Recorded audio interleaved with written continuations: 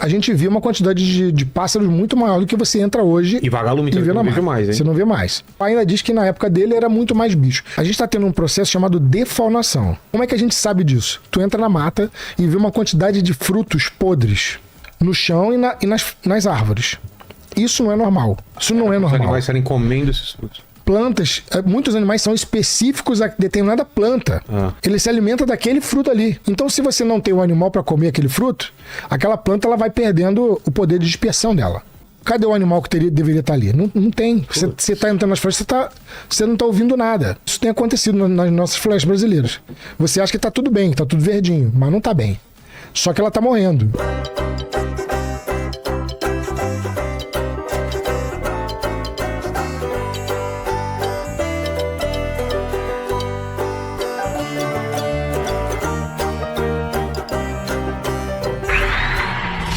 Fala aí, o Kratos da Zona Sul.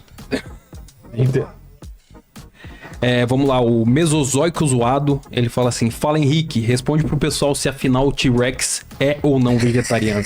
Caraca. O cara pega pensando. A galera gosta. O cara fica zoando. Você que foi o culpado, que trouxe. Bom. Você que trouxe o bimbinho aqui. Cara, um bicho que tinha um dente do tamanho de uma banana, serrilhado, curvado pra trás. Vegano, como assim? As árvores não andavam, cara. Pô, que não é um bicho... Não precisava de... Pô, a árvore não saia correndo pra fugir. Não, o Tiranossauro Rex era um animal carnívoro. Claro, quem falou que o Tiranossauro Foi o Marcos Eberlin, que o maluco que fala que se você der cenoura pro leão, der vegetar pro leão, ele vira vegano. É sério que alguém... Sério, ele falou isso, cara. Alguém falou isso? Aqui da cenoura eu não lembro. Falou do Tiranossauro e do leão. Tinha na Arca de Noé Bom, também. qualquer um fala o que quiser, né, também. Mas era jovem, não era... Um país democrático. Qualquer um pode falar o que quer, mas... Que tinham dragões na China. Que os dinossauros se extinguiram há 500 anos. Pô, Não, é que tinha lá era um réptil marinho lá que tinha o formato de um... Plesiosauro. Isso é Escócia. Escócia, o monstro do Lago Ness. Que mais provavelmente era pinto de baleia, cara. Mas, cara, inclusive isso é uma coisa que eu, assim, pessoalmente, eu acho... Porque o monstro do Lago Ness é um pinto de baleia? Bota aí, pode botar aí. Isso pra mim é novidade. Bota pênis de baleia, vê se você acha a imagem. Tem baleia, tem o ovo da baleia, pesa meia tonelada. Ô, louco. Não, depende da baleia. Baleia aqui, a franca. O coração da baleia azul é 500 quilos, cara. O coração da baleia azul cabe... Aquela artéria cabe você dentro. O quê? Uma artéria que cabe um Cabe uma pessoa, humano. sim.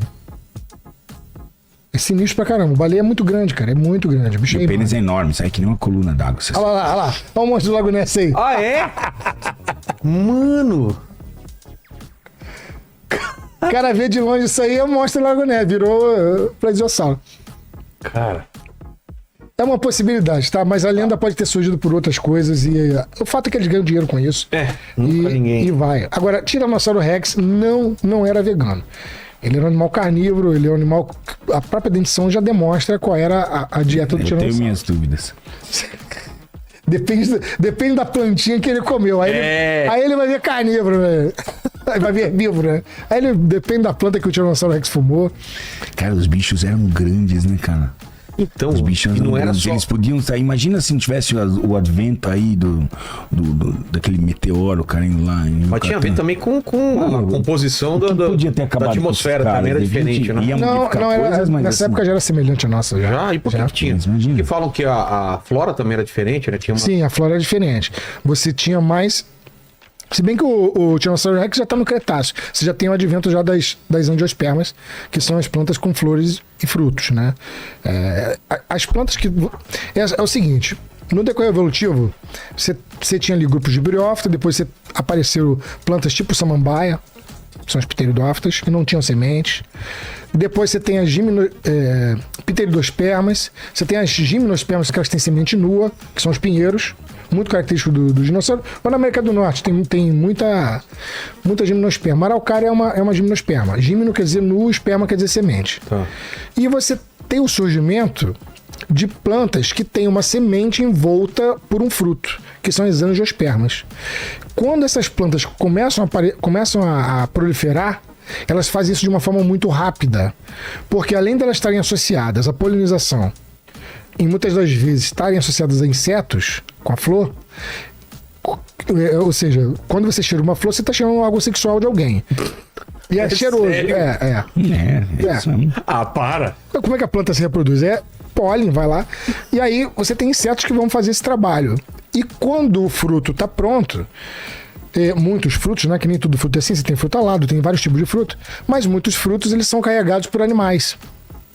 O passarinho come a goiabinha, voa, defeca lá longe, e aí o sementinha já cai com adubo. Então ela cai longe da planta mãe. Entendi. Então quando as angiospermas começam a se espalhar pelo planeta, elas fazem isso de uma maneira muito abrupta, muito rápida, e coevoluem com uma pancada de animais, de insetos e outros animais que dispersam a semente.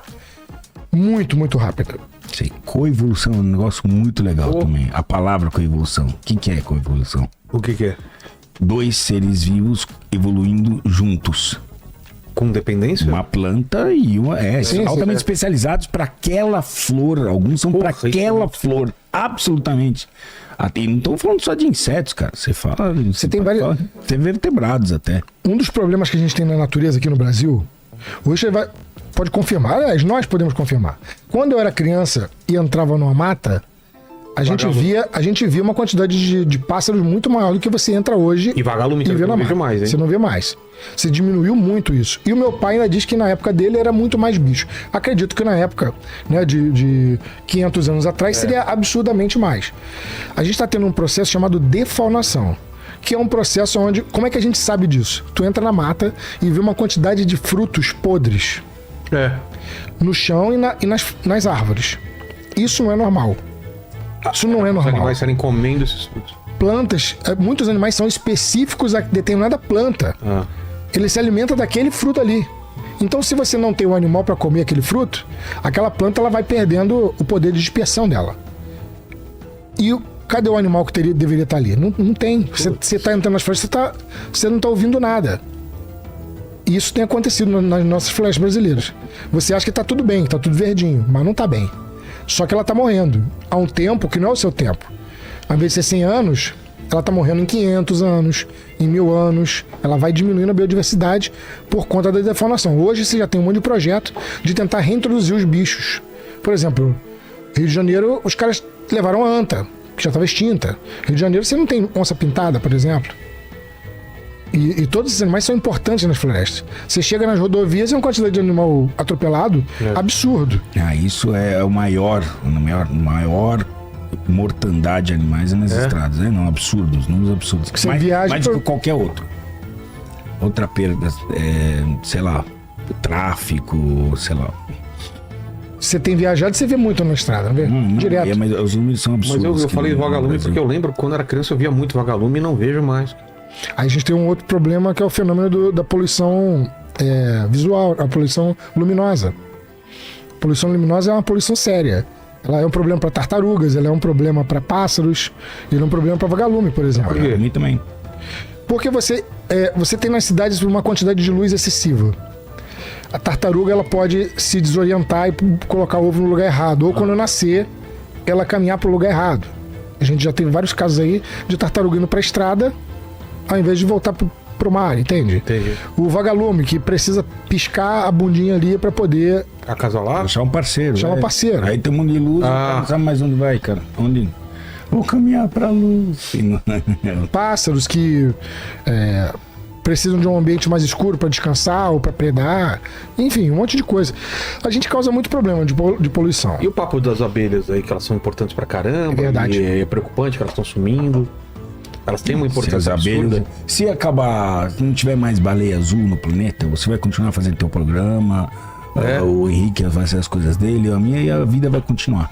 Tira os insetos da equação e aí você vai ver que planeta que nós Sério? temos. Você tem uma quantidade absurda de plantas que são polinizadas por abelhas. Plantas com frutos. Ou plantas que você usa na produção mesmo agrícola. Se você não tem as abelhas para fazer polinização, lembra que a florzinha é um órgão sexual de alguém? Que tu cheira... Pois é. Se você não tem as abelhas, você não tem a produção das plantas que são as angiospermas, elas vão reduzir drasticamente ao ponto de você perder a biodiversidade, inclusive do ser humano não existir mais. O ser humano e os outros animais que também precisam das plantas. Muitas Então, plantas comerciais, inclusive, que a gente tem hoje, né? Quais, por exemplo? Só pega todas, sei lá, mexerica, plantas assim, frutos e outros que você depende, não são só frutos, né? Que você depende de uma polinização. E por que as abelhas estão sumindo? os insetos estão acabando. Por causa de poluição, por causa de um monte de coisa? Cara, quando você usa inseticida, você transforma uma área muito grande, né, com elementos que matam insetos. Quando você polui com gases do que sai dos carros, com a poluição que você coloca nos rios, você acaba selecionando aqueles insetos que gostam disso, de ambientes antropizados. Geralmente, quem gosta desse ambiente não é muito bom para o mosquito da dengue, ele adora esse ambiente. Mas abelhas são mais sensíveis a esse ambiente. Elas precisam de um ambiente mais limpo. E tem vários insetos que precisam. Então, os insetos, de uma maneira em geral, eles estão diminuindo. Mas tem outros insetos que estão proliferando. A gente chama isso de animal sinantrópico. O que é um animal sinantrópico? É que ele gosta da presença do ser humano ou daquilo que o homem faz. Por exemplo, nem todo sinantrópico é ruim. Escorpião amarelo, aranha marrom, é um exemplo de sinantrópico, o mosquito da dengue, que não é muito bom. Mas, por exemplo, quero-quero, coruja buraqueira, eles são animais que gostam da presença do ser humano. No campo tá cheio de quero-quero. Coruja buraqueira, ela consegue predar justo com a luz do poste. Essa poluição luminosa para ela é bom. Ela se prolifera melhor. Gambá é um animal que se adapta muito bem com a presença do ser humano.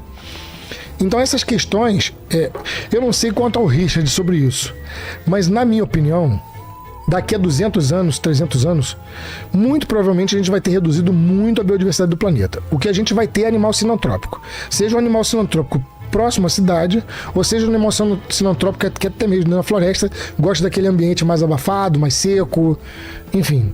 Agora, os outros animais e plantas vão ter uma redução muito, muito drástica. Essa é a minha previsão para 200 anos. Caramba.